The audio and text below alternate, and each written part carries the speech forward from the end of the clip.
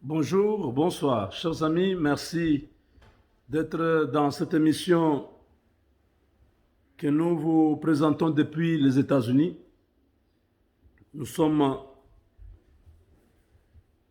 dans la joie de vous annoncer qu'Azaras Rouberois a été transporté d'urgence en Afrique du Sud. Azaras Rouberois, entre la vie et la mort, Azaras Rouberois, empoisonné, Azaras Rouberois paye pour ce qu'il a fait aux Congolais. Azaras Rouberois crée cette diversion pour échapper à la justice congolaise. Azaras Rouberois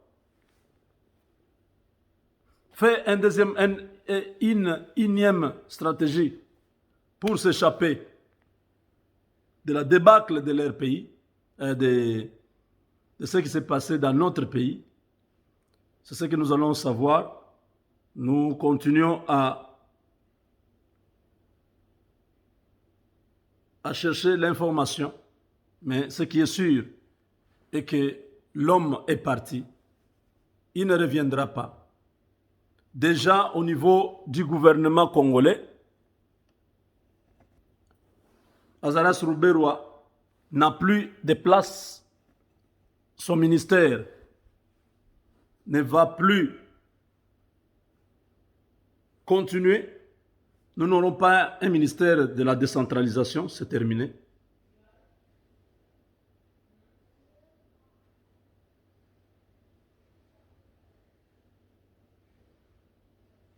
Et non seulement cela,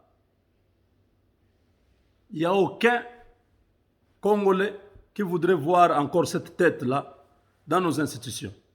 Que ce soit lui, que ce soit Moïse Nyarugabo, que ce soit qui que ce soit de cette communauté. Ces gens-là sont des étrangers. Nous leur avons donné la place dans le pays au lieu qu'ils se contentent de vivre au Congo comme des étrangers, respectant les lois du pays, respectant les peuples de ce pays-là, les originaires. Ils se sont entêtés, ils ont pensé qu'ils avaient un génie quelque part, ils avaient une capacité supernaturelle ou surnaturelle, disons, qui faisait d'eux des gens spéciaux, des gens spéciaux. Ils ont dominé le pays pendant plus de 20 ans. Ils ne se limitent pas à ça. Ils se disent, nous devons chasser ces gens de leur pays. Nous devons prendre leurs terres. Même Dieu qui a créé le ciel, qui a donné à chaque peuple une terre, ne pouvait pas être content. Dieu ne pouvait pas soutenir une entreprise diabolique comme ça. Azaras Rouberois, ils n'ont pas compris que Dieu leur avait donné une chance dans leur vie de devenir vice-président de la République, d'être ministre, d'être sénateur, d'être député, d'être gouverneur, d'occuper tous les postes possibles dans le pays. Leur communauté, ils ont beaucoup de gens qui ont bénéficié des avantages de notre pays pendant ces 2 dernières décennies. Au lieu de se contenter de rester calme, ne pas trop revendiquer, ne pas trop réclamer, se sont dit non, nous avons besoin d'une terre, Minembwe et tout ça. Les Congolais disent, ah bon, ces gens, non seulement ils ont pris ce qui nous est cher, mais aussi ils cherchent maintenant à nous déposséder même de notre terre.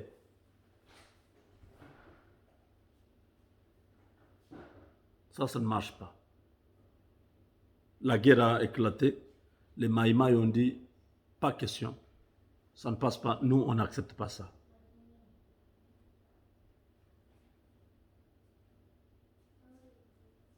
Aujourd'hui, tous les Congolais ne veulent pas entendre parler de ces gens-là. Les Congolais disent que ces gens, soit ils vivent au Congo comme des réfugiés, ils ont une carte de séjour, ou alors ils rentrent au Rwanda. S'ils vivent au Congo comme des étrangers, alors ils n'ont pas le droit de postuler dans un poste d'État, gouverneur, maire de ville, bourgmestre, ils ne peuvent plus. Non, plus jamais.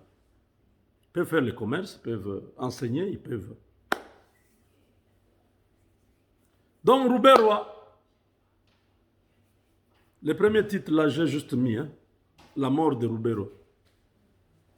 Ça peut être une mort politique, n'est-ce pas? Ça peut être une mort réelle, parce qu'il est gravement malade. On l'a transporté en Afrique du Sud, vers l'Afrique du Sud. Est-ce qu'il survivra? Est-ce qu'il reviendra? J'ai vu dans mon songe que Roubaix-Roy avait disparu. Quand Kabila a disparu dans les ravins, après avoir cogné notre maison, Kabila avait disparu et Roubaix-Roy aussi avait disparu. Rappelez-vous, le songe, ça fait déjà une semaine, non? Que je parlais de mon songe. Une semaine, oui. Si vous comprenez, c'est-à-dire Dieu m'avait déjà parlé de la disparition de Roubaix-Roy. Kabila avait disparu, n'est-ce pas, dans les songes. Mais ce n'était pas qu'il était mort. Là-bas, il était mort. Donc, on ne l'a pas vu. Ça peut être une disparition physique ou politique. Les deux. Il peut mourir physiquement ou politiquement. Donc, il n'a plus d'influence dans les pays. Il ne peut rien faire, il ne peut rien décider. Tshisekedi a tout entre ses mains maintenant. Et vous voyez, c'est la disparition de Roubaix-Roy. Ça peut être physique ou politique. Donc, Roubaix-Roy est parti transporté sur un brancard avec un masque à oxygène pour vous dire que c'est très grave. L'homme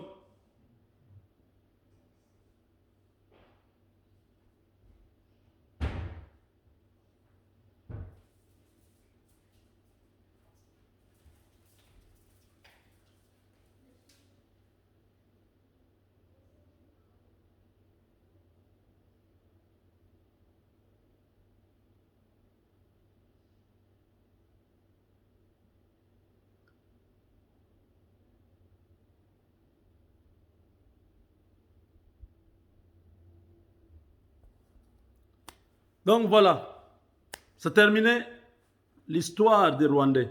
Je vous ai dit que dans mon rêve, quand Kabila a disparu, j'ai regardé Loko Kanza chanter comme s'il pleurait et j'ai vu tous les Rwandais tristes en train de y regretter et ils ont tous disparu. Tous les Rwandais, Dieu m'a dit, ils vont disparaître. J'ai vu ça dans les rêves, je vous en ai parlé. Le Seigneur que nous prions est vivant. Il exauce la prière.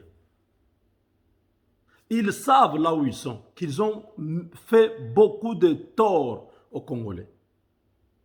Il n'y a rien que les Rwandais vont parler qui va se réaliser contre nous. Même s'ils prient Dieu, Dieu ne va pas les exaucer. Pourquoi? Parce que leurs mains, c'est plein de sang. Dieu a créé un humain. Toi, tu viens, tu tues cet humain-là. Et tu demandes au même Dieu de te protéger, de te donner des terres. C'est inimaginable. C'est inimaginable. Tu demandes à Dieu de te donner c'est quel Dieu tu pries. Pendant que tu entres, au lieu de pouvoir demander la nationalité, vivre comme tous les autres étrangers qui sont au Congo, ont la nationalité congolaise, ils peuvent jouir de certains droits en tant que Congolais. Mais ces gens viennent au Congo, ils vivent en communauté. Et ils commencent à tuer l'autre communauté, d'autres communautés pour prendre leurs terres. Dieu n'approuve pas les voies d'un méchant. Non. À moins que ce ne soit pas le Dieu d'Abraham. Si c'est le Dieu qui a fait les visibles et les choses invisibles, ce Dieu-là ne se contredit pas. Ce qu'un homme aura semé, il les moissonne.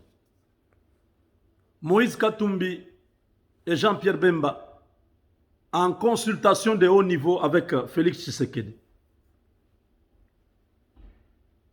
À Kinshasa, pour trouver un compromis sur l'informateur.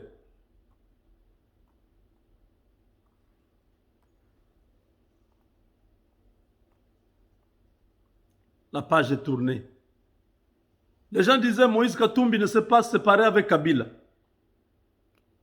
Je comprends aujourd'hui que Moïse Katumbi s'était réellement séparé avec Kabila. Même moi, à un moment donné, j'ai soutenu Moïse Katumbi. Pourquoi j'avais hésité? J'ai dit non. Je vois comme si Moïse Katumbi est encore avec Kabila. Parce que je ne vois pas clair.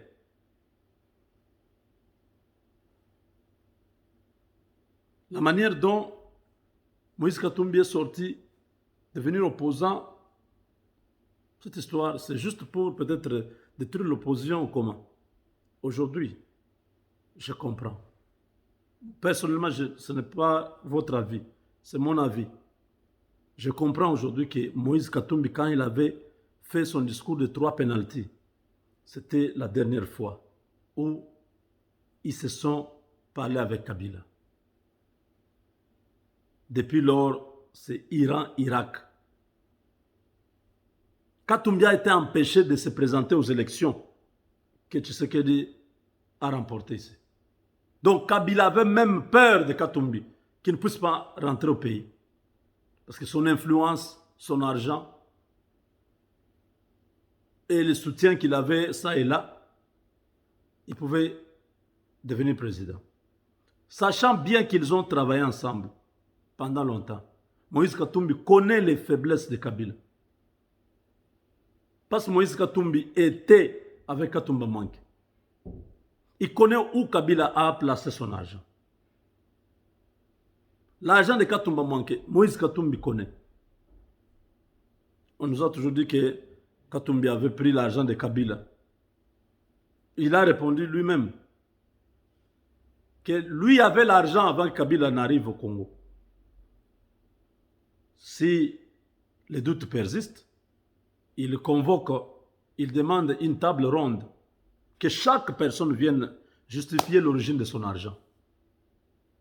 Parce que lui avait déjà un jet privé, donc un avion qui coûte dans les 40-50 millions de dollars. Il avait ses fermes, il avait ses activités en Zambie, il avait des mines d'émeraude en Zambie. Donc Kabila n'a pas l'argent à lui donner. Kabila est venu prendre l'argent au Congo. Pendant que lui, Moïse, a trouvé son argent dans les commerces de poissons. Et c'est parti grandissant. La présence de Kabila au Katanga n'est pas supportée par beaucoup de Congolais. Et Katumbi n'est pas, lui non plus, d'accord avec la présence de cet homme.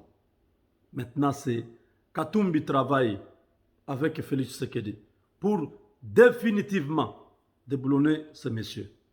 Il doit se retrouver quelque part où il va rester toute sa vie. Qu'on l'arrête, c'est un bon débarras. Parce que l'homme n'a aucun intérêt à voir le Congo aller de l'avant, si ce n'est la destruction du Congo. Même quand il cherche à recomposer les FCC, c'est trop tard. À l'UDPS, ce jour-là, les jeunes ont entonné une chanson en disant Kabila s'était précipité à prendre le Parlement et l'Assemblée nationale. Ils ont oublié la justice. Ils se sont tirés une balle dans les pieds. Ils ne savaient pas que la justice était un enjeu majeur. Quand Benoît Luamba est parti, Tshisekedi remplace 3 juges. Il nomme les magistrats, c'est fini, on commence à traquer tous les kabilistes. Kabila comprend, c'était trop tard. Il a compris, mais c'était trop tard. Albert Yuma vient de tomber. Le patron de la mafia, que les Américains ont demandé à Tshisekedi tous les jours ici, que ce monsieur-là soit arrêté. Que ce monsieur-là soit arrêté. Albert Yuma, l'homme qui a organisé la cession de plusieurs concessions minières de la Gécamine, qui a vendu à vil prix à des Chinois, à des Pakistanais, à tous ces anti-américains. Il n'a pas respecté les procédures. Les patrons de la mafia,